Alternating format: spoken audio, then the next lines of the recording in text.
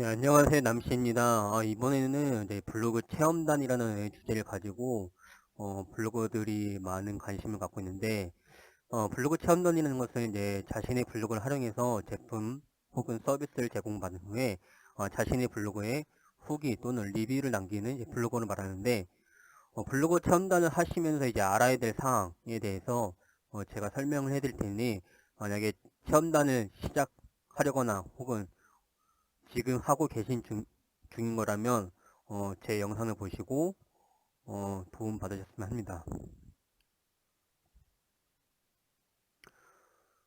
우선 체험단은 이제 직접 체험해서 그 상품 혹은 음식점에서 제공해주는 음식을 먹고 후기 리뷰를 남기는 이제 블로그를 말하는데요. 체험단은 이제 블로그뿐 아니라 요즘에는 뭐 SNS, 그다음 뭐 유튜브도 활성화가 되어 있습니다.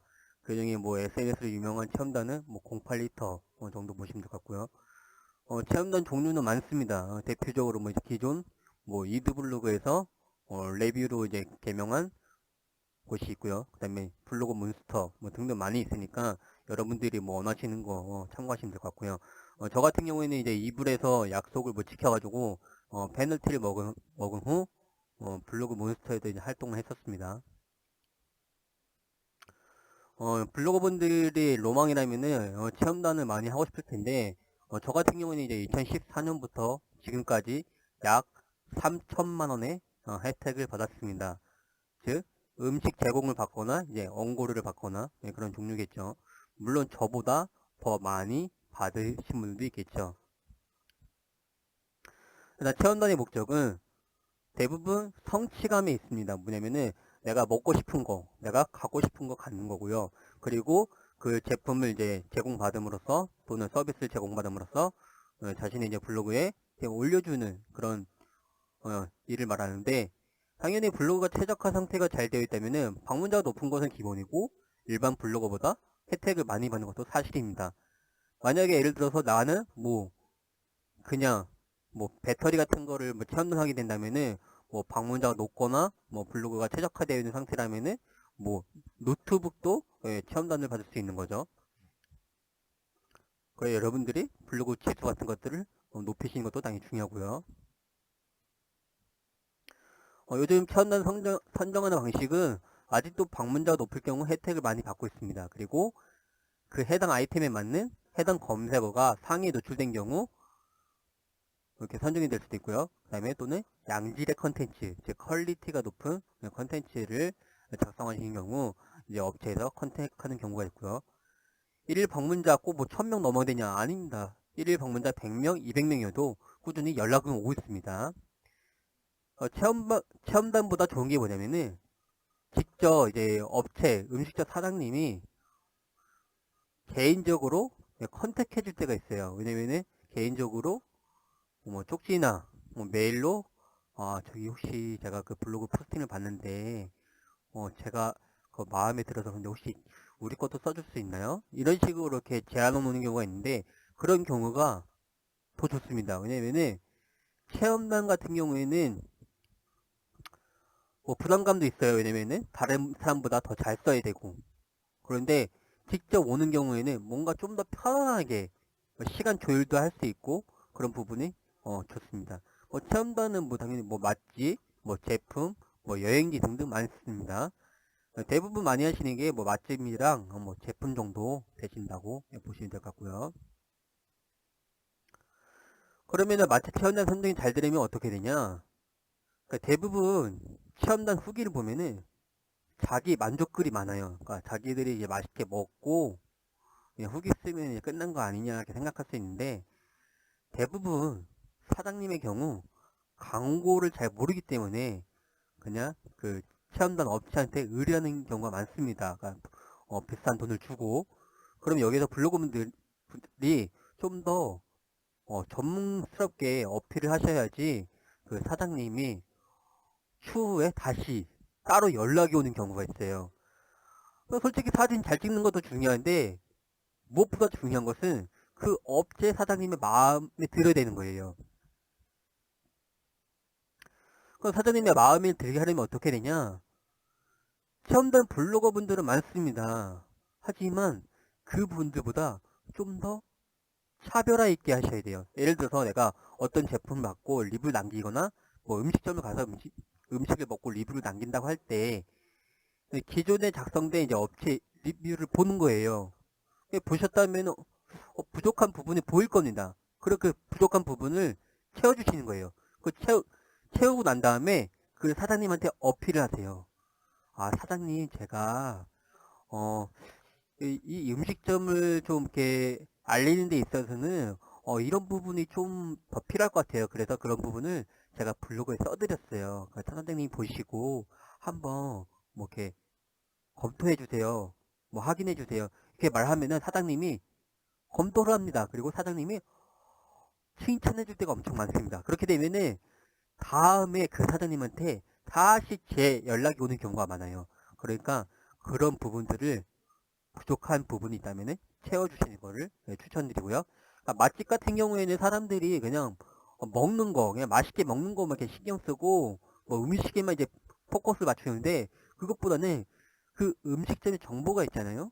뭐 영업 시간 또는 아기들 의자가 있는지 또는 주차장 또는 휴무일, 그다음에 할인 이벤트 그런 정보들을 다양하게 어, 블로그에 적어주세요. 그러면 이제 사람들이 그런 정보들을 접할 수도 있고 사장님이 또 그런 글을 봤을 때 아 정말 마음에 들구나. 아 이 블로거는 내가 선정하길 잘했어. 이렇게 사장님에게 마음에 드는 행동을 하셔야 됩니다. 근데 여러분들이 이제 글을 작성하게 되면은 이제 운영하시다 보면은 방문자가 100명, 200명이어도 연락이 옵니다. 그건 뭐냐면은 여러분들이 기존에 작성된 이제 글을 보고 연락이 오는 경우에요. 뭐 메일로 올 수도 있고 쪽지로 올 수도 있고 뭐 블로그에 댓글을 달 수도 있는데 이와 같은 경우 이제 블로그에 이제 댓글 단 거예요. 여기 보시면은 좋은 포스팅 감사해 하면서 뭐 이렇게 아래 뭐 이렇게 체험 가능 지점을 알려주죠.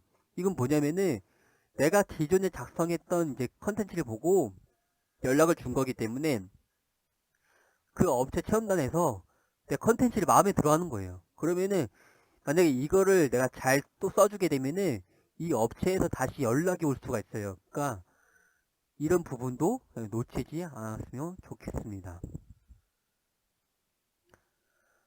그러니까 만약에 이제 기존 작성된 글을 보고 연락이 오게 되면은 당연히 나를 인정해 주는 거예요. 그렇기 때문에 그 의뢰 준 그 업체 담당자한테 잘 보일 필요가 있는 거죠. 물론 당연히 뭐 바쁘면 어쩔 수 없겠지만 바쁘지 않다면은 꼭 해보시는 것을 추천드리고요. 왜냐면은 요즘에는 체험단을 하고 싶어도 블로그 방문자가 너무 없거나 아니면 이제 컨텐츠의 퀄리티가 떨어지게 되면은 하고 싶어도 못 하시는 분들이 많아요. 그래서 이런 기회를 놓치시면 안 됩니다. 그런데 이제 간혹 가다가 내가 이제 블로그를 운영하면서 어, 내가 갖고 싶은 거, 내가 먹고 싶은 거 또는 내가 어디 놀러 가고 싶을 때 뭔가 체험단을 하고 싶은 거예요. 그럴 때는 아래처럼 이렇게 보이는 것처럼 그냥 검색을 하는 거예요. 예를 들어서 내가 보조 배터리 체험단을 하고 싶어. 그러면은 보조 배터리 체험단 혹은 보조 배터리 체험단 모집을 검색하는 거예요. 대신에 어떻게? 최신 순으로. 왜냐면은 기존 글들은 이제 마감된 정보가 많으니까 최신 순으로 보는 거예요. 그러면은 어 이렇게 보이는 것처럼 최신 글이 있잖아요. 근데 이거 8월도 좀 오래됐죠. 그렇게 찾다 보면은 뭐 현재 9월 23일이니까 9월 23일 이내에 이렇게 진행하는 체험단들이 있을 거예요. 그러면 그걸 보시고 내가 자격이 된다면은 그걸 지원하시면 되는데 근데 만약에 자격이 힘들 것 같다. 그러면은 그 해당 제품을 이제 비슷한 이제 포스팅을 한 게 있으면은 그거를 그 체험단 업체한테 어필을 하세요. 만약에 어떤 업체가 어, 보조 배터리 첨단 모집하는데 나는 보조 배터리를 쓴 적이 없어. 그 비슷한 이제 제품들 있잖아요. 보조 배터리 말고 뭐 스마트폰 케이스 이런 글을 쓴 거를 가지고 그 업체한테 어필을 하세요. 그러면은 컨택이 될 수가 있어요. 근데 이 블로그 체험단을 운영하면서 물론 당연히 주의하셔야 될 부분도 있습니다. 뭐냐면은 업체에서 이제 제식 키워드를 줍니다. 이제 이런 글을 썼을 때 이런 키워드를 이렇게 뭐 노출시켜 달라. 예를 들어서 내가 미스터 피자를 먹었어요. 체험단으로. 근데 잠실 미스터 피자 강추합니다. 이 정도까지 괜찮아요. 근데 업체에서 뭐 미스터 피자, 뭐 미스터 피자 추천, 뭐 그리고 미스터 피자 메뉴 막 이렇게 키워드 주는 경우가 있어요. 그렇게 되면은 걸으시는 것이 좋아요. 걸으시거나 또는 업체한테 어필을 하세요. 이렇게 되면은 내 블로그가 죽을 수 있다. 어? 그렇기 때문에 나는 그냥 미스터 피자만 쓰겠다. 어? 이렇게 어필을 하셔야지 그 업체에서 생각을 하게 될 거예요. 근데 만약 그냥 주는 대로 그냥 쓰다 보면은 여러분들 블로그가 죽을 수가 있어요. 그리고 이제 다루지 말아야 될 제품들, 뭐 약, 건강 보조제, 뭐 다이어트, 식품 등 이런 부분은 웬만하면 안 하시는 게 좋아요. 왜냐면은 추후에 이제 공정거래위원회에 적발돼서 여러분들의 블로그가 페널티를 받을 수 있습니다. 체험단 블로그가 공정거래위원회랑 뭔 상관이냐고요? 상관이 있어요. 그래서 이곳이 뭐 하는 곳이고 블로그와 어떤 연관이 있는지 대해서 잘 파악을 하셔야 돼요. 이제 공정거래위원회에서 이제 체험단 이제 블로그를 하신 경우 제공을 받았을 때 대가성을 표시하게끔 돼 있어요. 이렇게 만약에 표시를 안 하게 되면은 나중에 여러분들의 블로그는 죽을 수가 있어요. 그럼 사람들은 어떻게 판단하냐고요? 그거는 다 이제 정교한 시스템으로 판단하게 되어 있기 때문에 그런 부분은 어쩔 수가 없습니다.